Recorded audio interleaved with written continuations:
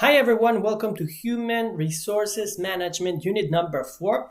In this unit, we're going to be talking about selecting employees and placing them in jobs. So let's go a little bit through that. We're going to talk about a bit of the processes that we take to recruit them. Here you can see a video of the new technology that is being used in order for recruiting. Human resources practitioners have realized that there's many biases, and so they are trying to be innovative and finding ways where people don't cheat or they say lies about what they are. There's some statistics of I don't know how much percent people lie in their resume, and also they lie into their applications or in the interview.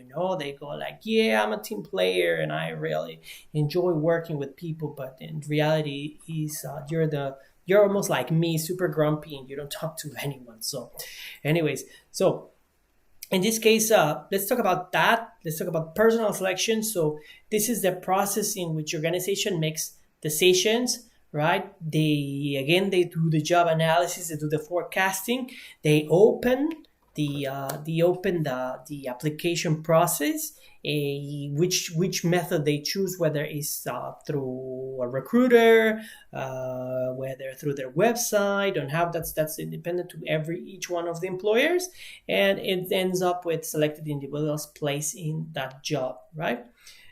Usually, we will say, I don't know, sometimes it's not the best. It's not the best. How to say?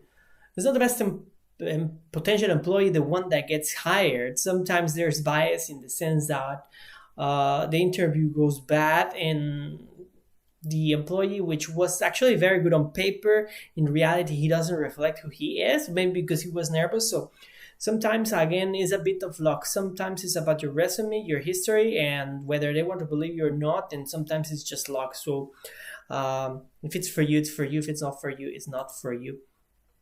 So anyways, in this case, for example, we have here an example of companies that provide services. They need to know whether you have that flair with people, and that can be easily already seen from the first interview.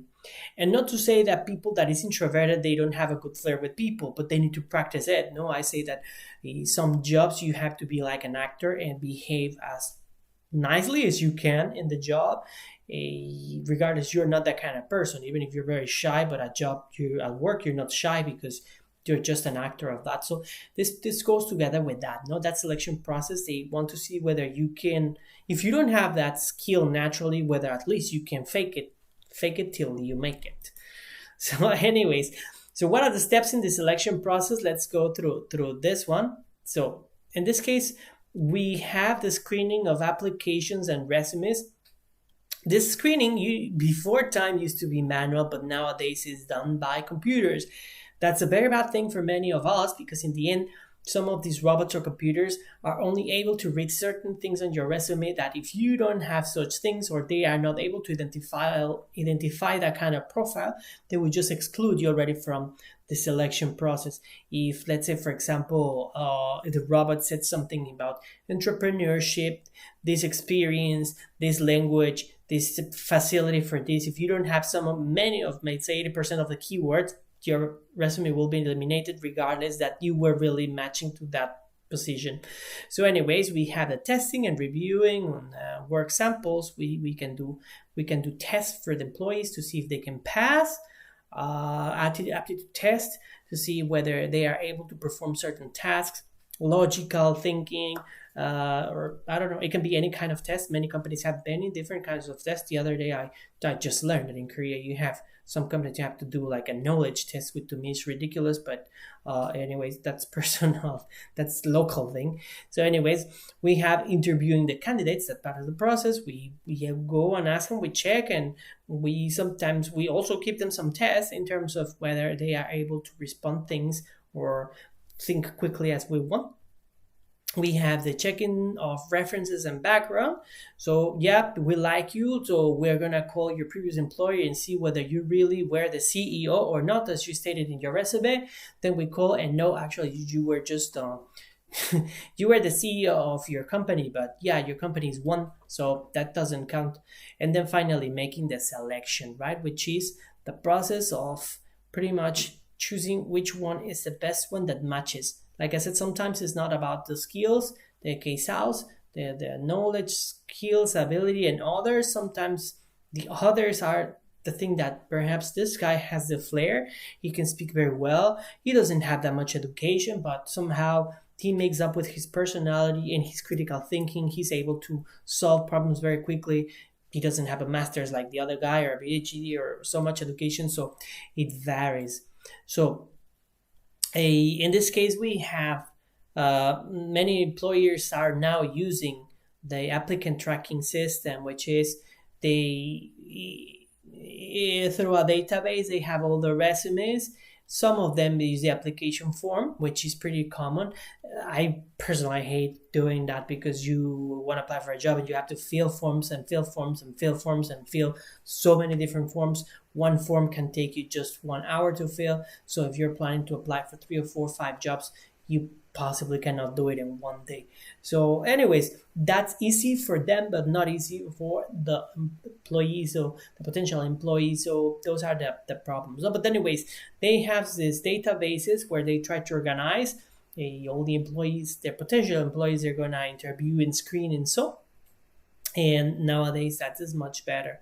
Also, the same thing with this applicant tracking system. Something that we have happen is some countries and some governments, they already become very transparent about the job. So if someone says why I didn't get hired and this guy got hired when he has less skills and so and so and so, they are very open. For example, Norway is that way, So you can demand to see why you were not hired, and they have to be very clear, and then they have to show it through the applicant tracking system. We made this test, we made this thing, and we take the decision based on a very specific thing.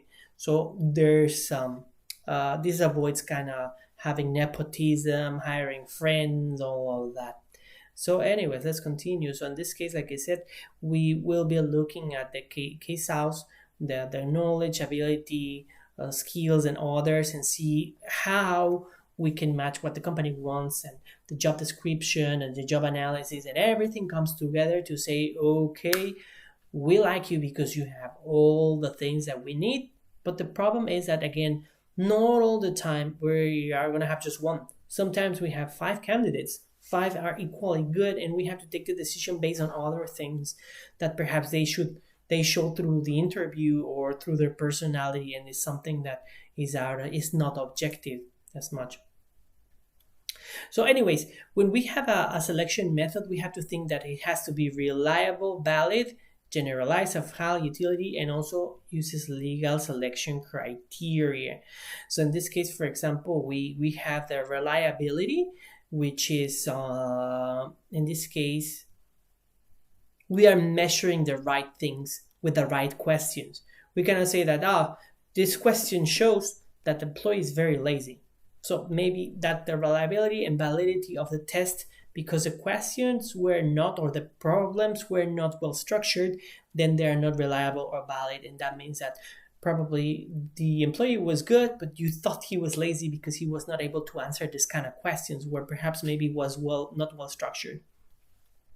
This also must be generalized. That means everyone can use it, everyone can understand it, or it's easy to read for the, let's say, for the level that you're hiring for. Because in the end, if you have some people that it's a test for very low skilled workers, then maybe you use some images or so, and that works for them. Then also high utility means that we can use this test for testing many things, right? The mindset, the ability, extroverted, etc. There's many tests in HR. One of them, and I'm going to give you one example, is in a page, you have to draw a tree. Suddenly when I did my hands, I felt so drunk. you have to draw a tree. So in this tree, the way you draw it is going to tell so many things about yourself. No, so in this case, for example, some people draw it in the corner, some people draw it very detailed, some people just draw it just like a baby, like a kid. So it tells so much, many things about your personality. So again, that's it. And finally, uses a legal selection criteria. I was watching a documentary and it was a true story. I will try to post it for you. I'll try to find it. And then in this movie, that the CEO of the company wants to promote some of his employees to a more senior position. So the method that he uses is to pretend that they're being kidnapped and see how they react under pressure, whether they are able to handle the pressure in a real situation. Because if I ask you a question, are you able to handle pressure? Well, you're going to say, of course, yes. So in this case, he was trying to really test them on their natural situation. Of course, this is not ethical and it's not legal. So this is where we have to think whether the practices or the tests that we are doing are legal or not. So we have to think of that very, very, very clearly. Okay, very good. So yeah, we go to this one. Well, we have to think of also, in this case, of the validity and the criterion related validity, how it has to be validity. So it can be predictive, which in the end, through some questions, we can predict what kind of performance they're going to apply in the future, or concurrent, which is already we compare employees that we have that have certain degree or certain performance, they are going to perform in a certain way. So in this case, we'll look at the current and potential employees that we have and we measure them and see whether they have skills that we need. So here, for example, we have a criterion related, no? They say how it's correlated, the intelligence test score and the performance rating. So if they have a good score in the intelligence score, is it related to the performance? So here we have a very nice correlation. I don't have the number because it comes from the book, but I mean the line and all the dots seem to be very well correlated. I can dare to say that is close to 0.8, near to 1, a positive correlation, as compared to the college GPA. Means maybe probably the GPA you went to Professor Ramirez and you got a GPA because he likes you, and that's it. And that doesn't mean with your performance. That means that you don't perform well. You're just good at talking to Professor Ramirez, and that's all. No? So we can see the two examples in here. So in this case, like I was saying, we have the content validity and the construct. The way that you do construct this application, this test, it will tell you whether really draw results. And you can look again at the concurrent validation. Means based on those exams we placed, out of the 100 employees that we have, 80% of them still are working with us and they perform very well. So that means that construction is valid, right? We have very valid test to test the potential employees. Like I said, we have, in this case, we have the ability to generalize that we can use it for so many other jobs or so, and it's applicable to everyone, at least in a certain range of people or so. And then the practical value, which I already talked about, and the legal standards. Okay, so now we have, when it comes to permissible and impermissible questions for applications and interviews, I'm not going to go through all of them, but let's go for the first one. For example, what is your full name? Have you ever worked under a different name? Yeah, in this case, I'm legally asking whether they have another name or so. But in this case, for example, what's the nationality of your name? You Turkish? That's not a good thing. So I mean, again, there's many areas that make people feel uncomfortable when you don't have the right recruiter, or the recruiter is not asking the right questions in the right way. Okay, so we have to be very careful of that, and also the candidate's privacy rights. We cannot just ask, are you married? Because that already may have some certain intention and then may lead into some certain discrimination. Why? Because we say, you married? Yes.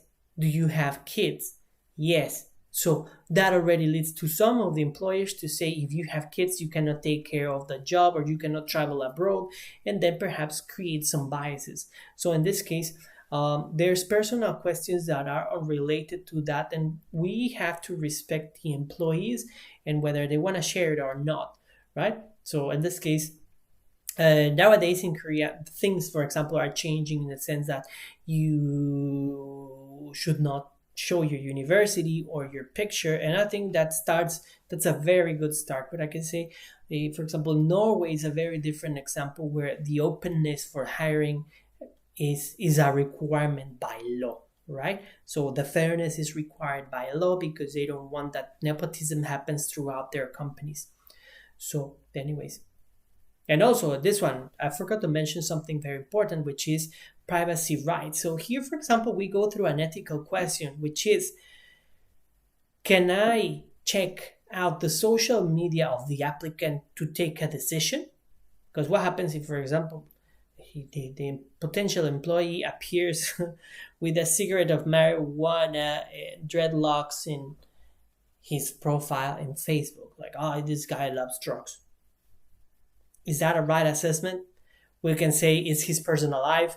Maybe not. I don't know. So there's again pros and cons of this kind of thing. No, so we cannot judge people based on their social media, because in the end they also may have a different persona. Not because the person likes to be a dark, evil in his personal life. That means at work he should be not the performer. So again, this is something that employees now, employers are looking at, and again, it has ethical issues, and of course, it is a concern for the future. Okay. So, anyways, we're talking about the job applications and the resume. So we have application forms. So in this case, this is on the side. Well, it works for both, but mostly for the employer, because the employer is looking at easy way to have all the standardized data. But at the same time, it's for you. You already will put all the things in order, because at the end, I don't know if you have ever had the chance, but looking at 20 resumes, they all come in different flavors and colors, and so some start with experience, some start with a picture, some start with their address, some start with a declaration of who they are. So again, there's many variations of resumes. Actually, if you ever have the chance to look at the resumes of graphic designers, those are fantastic, because in the end they try to also show that creativity in their resume. So anyways, we have application forms. We're not into resumes. Again, we use it as a method of standardization. And then we have the resumes, which is again that one. Just send me your email and I'll read it, and that's it. Together with it can be a cover letter, which also summarizes who you are, because some employers don't want to read the whole resume, or they don't want to go through the mess of trying to understand what you want or who you are, right? Then we have the references. There's also a list of references. In this case, you put who they can call by email or so. This again, it has a very thin line within legality, whether it's legal or not. In some countries, unless you authorize them, they can do it. Sometimes also happens that some employees don't have a good relationship with their previous employer for any reasons. Sometimes it's about the employer, that they are not ethical, and that's why they quit, and they don't end up in a good relationship. So say, okay, you can contact them, but reality, I think it's very good to be open about that and say, I don't have a good relationship with them. I ended this work because I don't like this, and that. Of course, if they fire you because you did something wrong, then that's something that you have to carry out with the rest of your life, or just disappeared out of your resume. But if it's many years, that's a bit bad, because that's like after 7 years, you're not gonna delete 7 years of your life, right? So that's very critical sometimes. So we have background checks. Background checks in Korea, as far as I know, sometimes there's just for example, when you want to they want to have your criminal record, especially when you're working with kids, for example, for schools or some public officer jobs, they may ask about those kind of things. Right. So in this case also we have tests also and work samples. Sometimes, like I said, they are administered to check whether you're smart enough or whether you can achieve something, right? Whether what you know. In this case, like I said, in Korea, they do this achievement test, which is they test their knowledge. And to me, I don't think it's fair because in the end, for example, I was one of my students was very, she was very worried because she had to do some physics and math in the test, and she was wanted to work for HR precisely.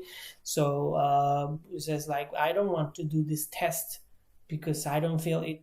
Firstly, I don't feel it reflects who I am and what are my abilities in some areas, right? So yeah. So anyways, we got again all these kind of things we're missing here. For example, personality inventories. So in this case, we have we perform tests to see what kind of personality we have. This one is very simple. Perhaps I'm just gonna put there online one test for you to do it and see. Probably you have done tons of them, but that's the 16 personalities show pretty much who you are, and they try to match that. I don't think it's fair because sometimes you need someone with a certain personality, but I also believe that your personality changes over time. I'm very shy, for example, but I had to change because I'm a professor. So, anyways, we have different types of interview. We have interviewing techniques. We have more structured ones. Here we have a very funny video, which I'm not going to show you. Well, I had a technical issue there because the video started playing, but let's go a little bit to the types of interviews. Like I said, there's some structured interviews where they already have a set of questions, a set of expected answers, and you already have somehow criteria to measure against. You know what a 0 means, a 1, a 2, or 3, or 4, or 5. Say, for example, in terms of critical thinking. So I ask you, explain me one situation where you had a problem and how you solve it. So in that score, I will say 5 means you are creative, you were able to solve it in a very interesting way, and you were thinking out the box, as compared to a 0 or a 1 where perhaps you just did what you were supposed to do. You reported the employee, for example, he was cheating or he was stealing money, you reported, and then that's it. That you reported to police and they fired him, and he was 25 years working there. It was an accident, and then that was it. So you solved it, but that doesn't mean you're creative or you're flexible, right? So anyways, those are again the tests. So we have panel interviews or one-on-one. Panel interviews, usually when we have a panel interview, it reduces the bias because we have experts from different areas, different backgrounds, and they are able to see things that perhaps others cannot.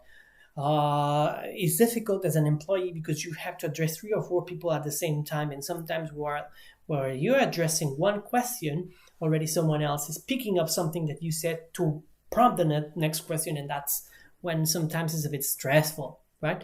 But anyways, that is, we also have computerized interviews. You have to enter the response questions at a question. This is not very common, but as we saw in the initial video, nowadays is becoming a trend because they are using artificial intelligence for that. Okay. So in the interviews also, it's important to understand the background of the employee, because there's things that have been said into in the resume, but there's some other things that we need to gather a little bit more, scrap a little bit more out of the employee and say, okay, are you willing to travel? How much you're willing to do this? Are you willing to relocate to another country, working on weekends, etc., etc.? Are you able to work on commission, or if it's an internship, you don't get paid? So all of those things that perhaps, and also the employee asks questions too, and that's also a back and forth, a very good back and forth approach of also for them to clear their questions. Okay, so advantages. Good, then we know more about the employees, who they are, what they want. Disadvantages also, sometimes it can be biased because they may say, like I said, a lot of lies. They're costly, they're subjective. But in the end, I mean, we can get to know them a little bit better. like I said, there's structured interviews and unstructured interviews. Unstructured interviews, there's not, we go with the flow, what we feel. But of course, you have to be very skilled at that to do an unstructured interview. Okay. So some steps for that. We first of all, I mean, this is a very general one, so I'm not really gonna go through it. What I want to say in this slide is what is important is if you want to be an HR manager, you got to make sure that the process is exactly the same for everyone, right? That you have a very structured process of doing the things, the question, the process from the moment you communicate them that they have an interview and to the follow-up, to meeting them and to the closure. It's very bad that you have people taking the time to apply and you don't even give a response that you received the application. I think that's already the first step when it comes to interview, which is acknowledging that you received the document, following up and say, but if by this date you don't hear from us, that means you've been not selected. If you hear from us, of course, by this date we will let you know. Otherwise, you never know. No. So again, that's part of the interview process, handling the interview in the most professional way. Again, making sure that there's a protocol to follow and everyone follows the same protocol. And the same thing with the closure. I will let you know the decision in 2 days, 3 days, 1 month, regardless what it is, but I'm going to let you know. Right. And we have selection decisions. We have the multiple hurdle model, which is we give them trouble, so we keep adding things to make it more difficult for them to achieve, right? In terms of their skills, okay? So we add more filters until we are left only with 2 of them. Then we take the final decision. Or sometimes we have the compensatory model, which is, in some areas, one of the employees was very good because he's better, but in the other one has more interpersonal skills. So not because the test proof that he's smarter, he's better. Then also we need interpersonal skills because we need more people person. So in this case, also some employees can make up for the points in the interview and they still have a chance to be hired, which I think is fair. And then once we select employee, it comes the contract stage, the contract stage. So in this case, we need to be very clear of what they're going to be doing, what is their work schedule, how much we're going to pay them, when is the starting date, and any other relevant things or duties that they need to fulfill. If they need to fulfill any type of sales or service or production or productivity, that needs to be stipulated all in the contract, everything in advance. We cannot just hire people and have very big contracts. Firstly, because it's not fair for the employee, and second, because if something wrong happens, they can sue us immediately. They have the upper hand. So if you an employee are clear and you stipulate absolutely everything that you want, there will be never legal issues, because if you're working under the law, there's nothing that the employee can say, well, I was dismissed unfairly. Well, we looked at the contract. It says the contract, if you're missing 3 days without providing a medical certificate, you will be fired, and it's set in your contract. So in this case, for example, what happens if the employee missed 2 days and then he gets fired, but the contract doesn't say anything about it? So in this case, he got no warning or nothing. So again, a better contract will say the contract says you have to look at the employee manual to see what is our policy on missing days. Good companies have a good manuals for employees. Bad companies don't care about it. They just have bad contracts, no manuals, nobody knows.